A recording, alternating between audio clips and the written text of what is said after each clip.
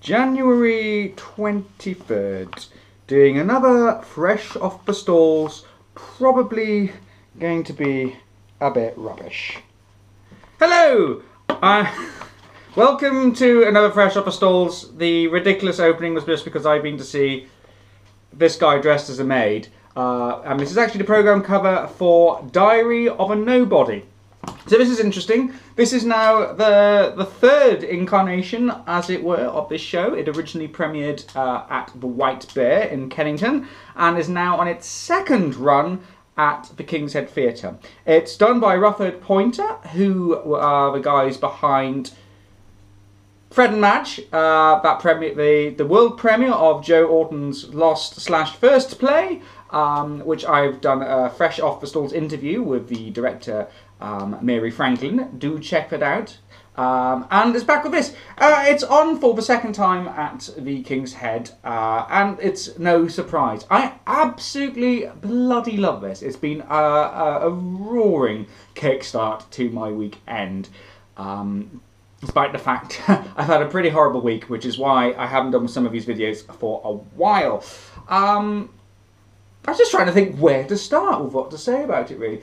If I try to sum it up in some sort of like catchy, tweety buzzwords that I'm so usually terrible at doing, I'd say it was possibly one of the most... it's a perfect anarchy. It's completely... well, not completely nuts. It's not surreal in any sense. So it's been adapted by, I can't remember the name of the writer all of a sudden, of the original novel. It's been adapted by George and Whedon Grossmith's novel, The Diary of Mr. Pooter. A wonderful comic book, so I'm told. I've not read it myself, I'll admit. And it's just, as the name of the adaptation called, The Diary of a Nobody, it's kind of this guy sort of writing a diary. Life doesn't really amount to much, and it's just very comic. But what Rutherford Pointer here has done has turned it into this wonderful... It's so hijinks. It's very comic book, and you can probably see that by the set. Everything's done like line drawing sketches, which I must say is fantastic. It looks brilliant. The amount of detail that has gone to even in almost all the props and the costumes, all these sort of wonderful little bits of shading on the shoulders. It looks fantastic, but it's very funny. And what makes it very funny is not just the adaptation, not just the original material, but the cast, and generally the fact that the direction revels in just this wonderful, high-paced nonsense. What the cast are not afraid to do is ad-lib, interact with the audience, even break bits of set unwittingly. And it just keeps going. And it hardly ever lets up. The only criticism, I'm going to get the criticism out of the way, and it's such a small one, it does start to drag a little, because it's almost too exhausting to watch. It's that quick fire and it's that funny. If it lets down, it is because of the material and not because of the adaptation, not because of the direction, and not because of the cast. It's like how they find the energy to go on the way they do without tiring out and without losing any of their cosmic comic glamour is just astonishing. There's also, what I love about it as well, it's a very knowing production. It's aware of itself, which just adds to comedy, and that self-awareness isn't overdone as well. It's put in, and it sort of makes you snap into the joke, and it's just funny. I loved it. I mean, especially the fact there's only 4 characters playing. I think in the programme it says about up to 45 characters, which is just an absurd number, but then it is almost quite an absurd little play.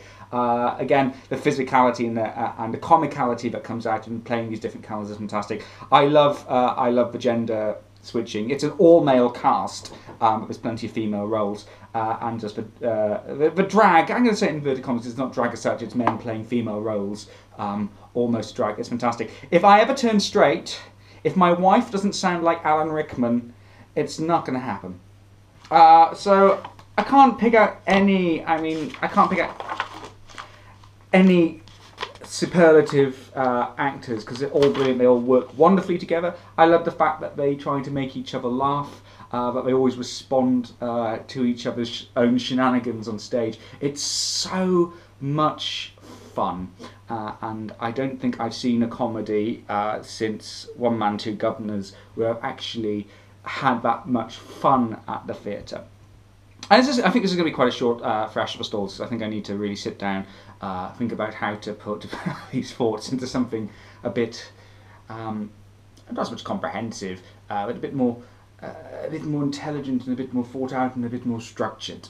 But I mean, seriously, hats off to Mary Franklin, who has done the original adaptation and directed this.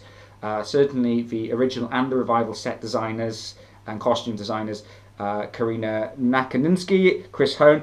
Actors, yeah, all of them. George Fouracres, Jack Curran, Jordan Mallory Skinner, and Geordie Wright as well. Brilliant, brilliant, brilliant, brilliant, brilliant, brilliant.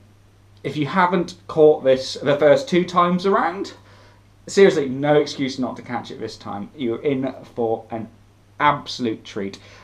Incredibly high production values on The Fringe, and one of the most meticulously produced and wonderfully executed comedies.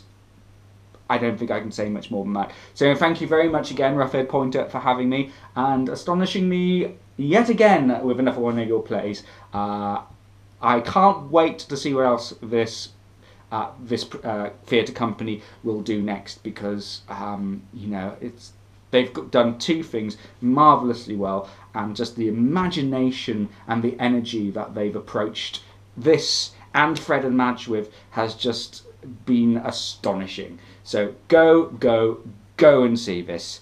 And if you are disappointed, well, don't hold me responsible. It's your problem, not mine. Okay, doke. Well, I shall hopefully see you soon with a few more Fresh Upper Stalls a bit more regularly, once work dies down a little and I can actually get home and sit in front of the camera and not feel like I look like crap, and more importantly, feel like I can actually get some words out.